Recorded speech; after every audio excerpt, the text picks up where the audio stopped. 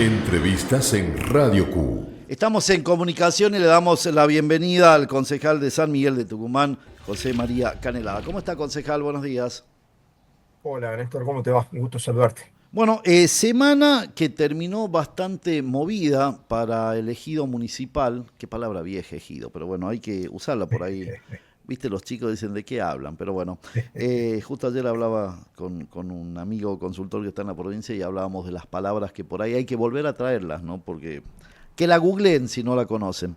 Te decía, semana compleja si las hay, como la que sucedió con el tema del transporte. Se anunció o anunciaron por parte del gobierno de la provincia una solución, pero no trascendieron la forma o los acuerdos que se lograron. ¿Cómo lo ven desde el Consejo vos en tu carácter de oposición? Seguramente tuviste la información, participaste de las reuniones. No, mirá, nosotros no tenemos más información respecto de qué están discutiendo para llegar a un acuerdo final. No tenemos más información que la que tienen ustedes. Si bien tenemos un diálogo fluido con el presidente del Consejo, con Fernando Jury, que es un caballero en su forma de proceder, bueno, por lo menos con quienes somos concejales de la oposición, sobre esta última conversación, que es la que destrabó la situación del paro y bueno, toda la paralización del servicio, no conocemos por trascendidos. La información que teníamos el día de ayer era que el municipio estaba evaluando y que iba a hacer una propuesta para aumentar lo que se está pagando, lo que el municipio paga por el boleto estudiantil. Pero la verdad son todos trascendidos, no hemos tenido información oficial, cosa que en algún punto te diría, lamentablemente, Chino, no sorprende, porque vos imagínate, cuando AETAC informa que van a bajar la frecuencia de los colectivos, hace esta primera amenaza, Sí. ¿no? Cosa que además, me imagino, le significó un esfuerzo enorme, porque ya menos frecuencia de la que ya tienen los colectivos de San Miguel de Tucumán, hay que esforzarse para que baje la frecuencia. Acto seguido, además dicen que iban a despedir gente, con lo cual era obvio que lo que estaban buscando era la respuesta de UTA, que se tradujo en el paro. Entonces, se hacen estos dos anuncios de una gravedad enorme, porque en síntesis lo que estaban diciendo es vamos a dejar la ciudad sin transporte, con todo lo que eso significa, gente sin poder ir a trabajar, poder ir a estudiar, poder ir a un hospital, turnos administrativos, bancos, lo que fuera. Te paralizo la ciudad. Bueno, ante eso la respuesta del municipio fue silencio de radio más de 24 horas. Esto tiene que ver con que no estaba la intendente, creo que llega hoy a la provincia. Va, con el quilombo de los vuelos, no sé si llegará hoy también a la provincia, ¿no?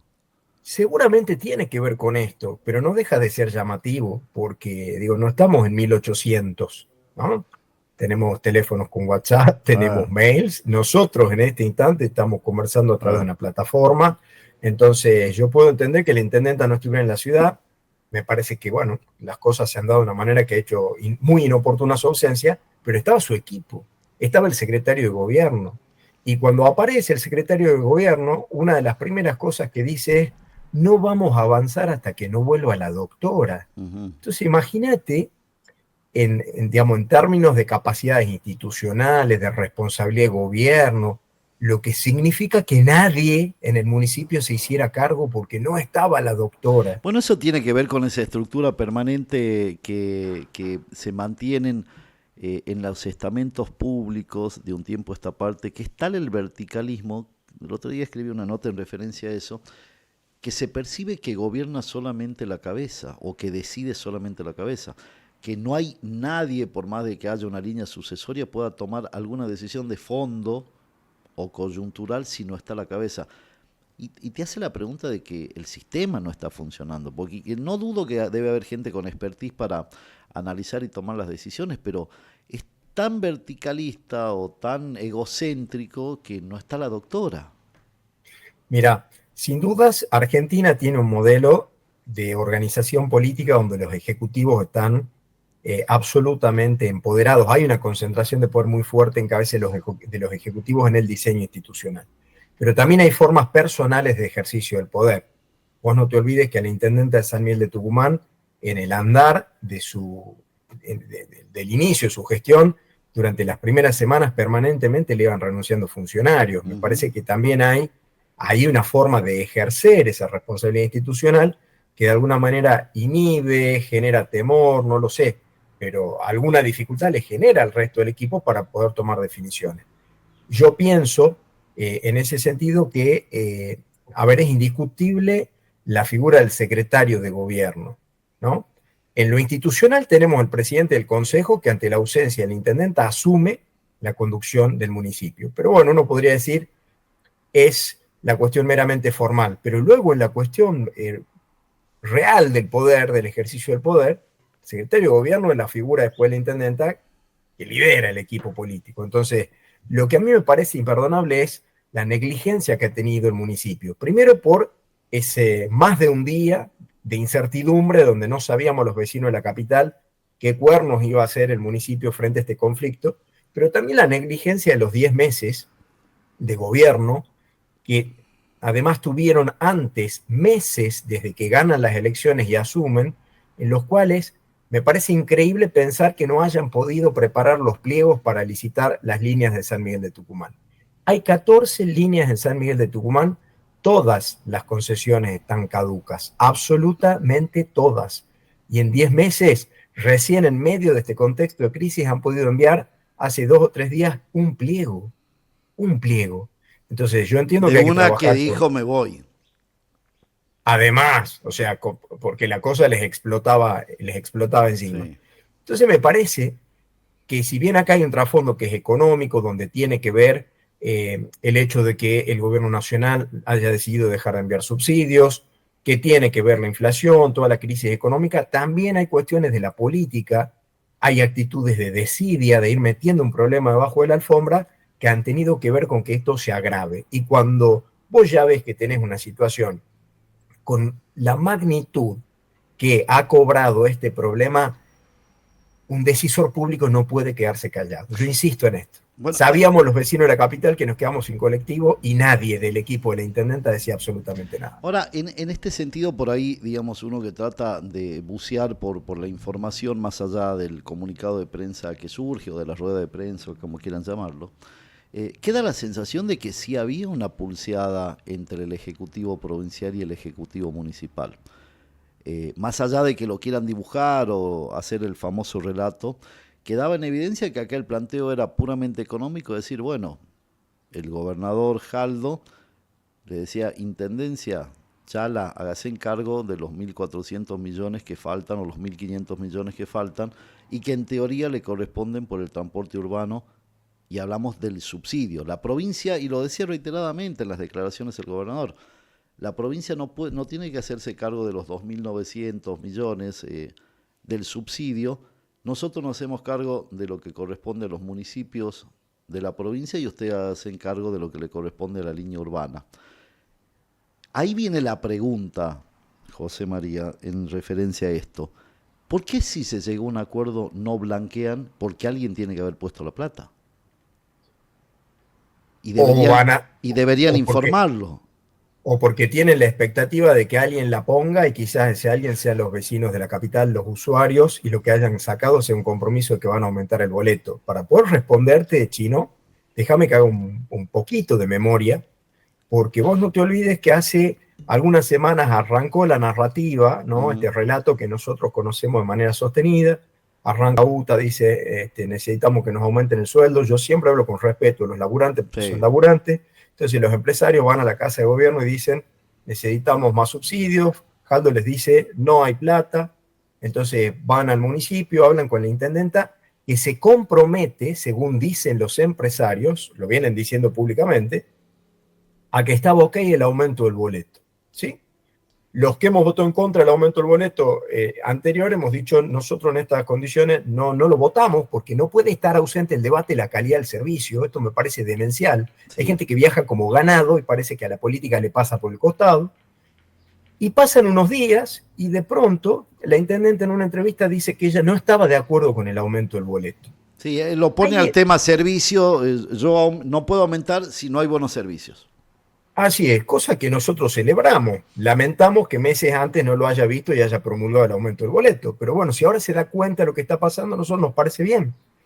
El problema es que, según dicen los empresarios, ella ya había dado la palabra de que el boleto iba a aumentar, y si no era por la vía del aumento del boleto, la intendenta tendría que haber decidido los recursos del municipio poner para cubrir esta demanda que se venía construyendo entre UTA y entre los empresarios. Bueno, de golpe la intendenta no está más porque se va de viaje, nadie sabe de dónde va a salir ese dinero.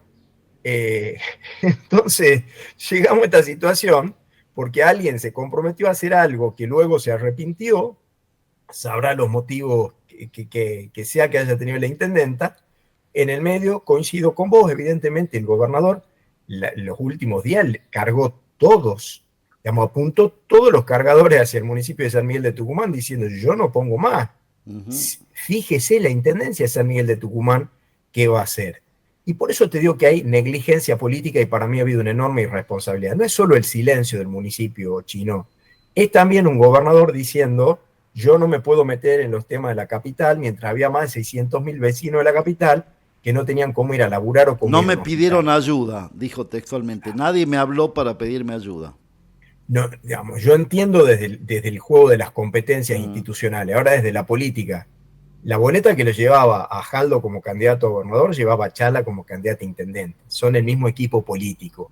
Me parece una bajeza que se hayan estado pasando la pelota mientras la gente, los usuarios, los laburantes a pie, la mañana del miércoles no sabían si mandar sus hijitos a la escuela o no porque no sabían en qué iban a volver. Bueno, entonces, esa realidad que uno por ahí trata de contarla desde este espacio, es diametralmente distante a la que vive la clase política. Y la gente lo percibe. Ojalá que la gente lo perciba. Sí, la gente lo percibe al punto de, viste, hay un viejo dicho que si vos no lo vivís, no lo entendés. Y yo creo que la crisis del transporte en Tucumán no la entienden porque debe hacer muchos años que no se suben a un transporte público. Mira, Chino, supongamos que fuera eso. Yo, desde que asumí como concejal, me autoimpuse a andar en colectivo sin sacarme fotos, sin hacer videitos, porque uno no puede representar bien lo que no conoce, ¿sí? Pero ponele que fuera el caso que ningún político se subiera a un colectivo. No escuchás a la gente, no dialogás, no caminás por los barrios, la gente, nuestro jefe, que es el pueblo, que no tienen tu teléfono, no te escriben por las redes sociales, es imposible no escuchar. Pero imposible. No lo palpan, José María, no lo palpan, lo ningunean, porque yo lo hablo y cuando entro en esto me miran transparente, como diciendo, bueno, ya empieza con la letanía casi populista de decir que hay otra realidad. Y en esto quiero detenerme unos minutos y no robarte más tiempo. La sensación que queda que es un enorme... ¿Viste cuando le pones tanto parche a la vieja cubierta de la bicicleta, que le decíamos la cámara de la bicicleta? Que ya no queda nada de la cámara, solamente quedan parches sobre parches. Esta solución es un parche más, sin lugar a dudas. El aumento o el posible aumento del precio también es un parche más. Y además parche injusto. Exactamente. La sensación que queda es que hasta cuándo vamos a creer que avanzar es subir hacia adelante en el tema del transporte. No lo entiendo y creo que es atributo, a menos que sancionen esa ordenanza que circuló hace unos días de pretender que todo pase por el Ejecutivo Municipal, porque si no el Consejo está pintado. Mirá, nosotros presentamos un proyecto de declaración de emergencia en el transporte con Gustavo Cobos y con 6 concejales más de la oposición. Lo hemos firmado 8 de 18. Y lo que estamos planteando ahí es, primero, hay que normalizar la situación legal, ¿sí? Tener tenencias precarias. Cuando yo te digo están caducas las concesiones, eso también me pasa un montón. El laburante a pie no tiene por qué saber cuál es la situación legal del bondi al que se sube. Y muchas veces nos dicen quítenle las concesiones, ya no las tienen. Claro, por ahí es tan duro como la gente. Estos empresarios que van son temporarios porque no tienen la concesión efectiva. Lo cual les genera dificultades para sin algunas duda, cosas. También. ¿Sí? Porque si vos vas a pedir un crédito, por ejemplo, ¿con qué espalda? Porque no sé hasta cuándo tengo el servicio. ¿Con qué garantía, digamos, o para qué? ¿O quién va a comprar un colectivo nuevo si no sabe si se queda o no? Exactamente. Entonces ahí hay un aspecto del tema que es razonable. Luego para el municipio es un problema. Ahora, si es un problema para todos, también lo es para los usuarios. Por eso te decía, la negligencia de 10 meses sin enviar un pliego me parece una cosa de loco. Hay una negligencia que es un espanto. Por eso le ponemos plazo. en ese proyecto de ordenanza. En nuestro proyecto de emergencia no ponemos ninguna competencia excepcional en cabeza del municipio. Yo soy abogado antes que concejal. Concejal es una circunstancia, abogado voy a ser hasta que me muera. Y conozco los límites constitucionales de las declaraciones de emergencia. Cheque en blanco no le doy a absolutamente nadie. Descreo del cheque en blanco. Si hemos puesto en cabeza del municipio en ese proyecto obligaciones, porque el municipio, digamos, la intendenta no puede relatarnos, describirnos un problema de la ciudad. La intendenta tiene que resolver el problema de la ciudad y hoy tiene resortes legales. Y por último, otra de las cosas que planteamos ahí, tiene que ver con esto, como me decía Chino, es la creación de una mesa de seguimiento. A ver, se congeló. Vamos a ver si lo recuperamos. ¿Qué nos caímos nosotros? Bueno, nos decía el concejal haciendo la parte final. A ver si lo recuperamos, por favor. Estábamos hablando con el concejal de San Miguel de Tucumán, José María Canelada. Justo se congeló la imagen y se quedó ahí en tilt. En el bulevar de los sueños rotos vive una dama de ponche rojo, pelo de plata y carne morena. Ahí estamos, ahí lo recuperamos. José María, ¿me escuchás? Justo se congeló la imagen. Me decías. Sí, me quedé con la imagen congelada. Yo te escucho, pero ahora sí. Ahí está, ahí está. Me decías. Estaba contando que uno de los aspectos de nuestra propuesta de declaración de emergencia tiene que ver con armar una mesa en la que ahora obligatoriamente se tenga que sentar municipio, consejo deliberante, empresarios, representantes de los trabajadores. No podemos obligarlo al gobierno de la provincia, sí se puede invitarlo para que nunca más se sienta no invitado el gobernador, sí, y por lo tanto sí, pueda desentenderse de un problema de 600.000 tucumanos.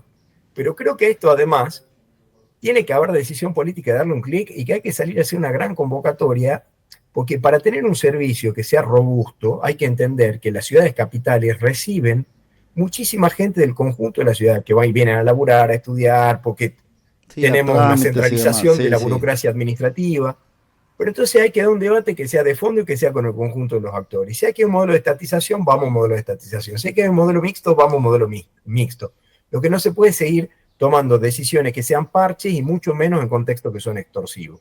Hay que tener coraje, creatividad, levantar la cabeza y poder mirar el transporte a mediano y largo plazo.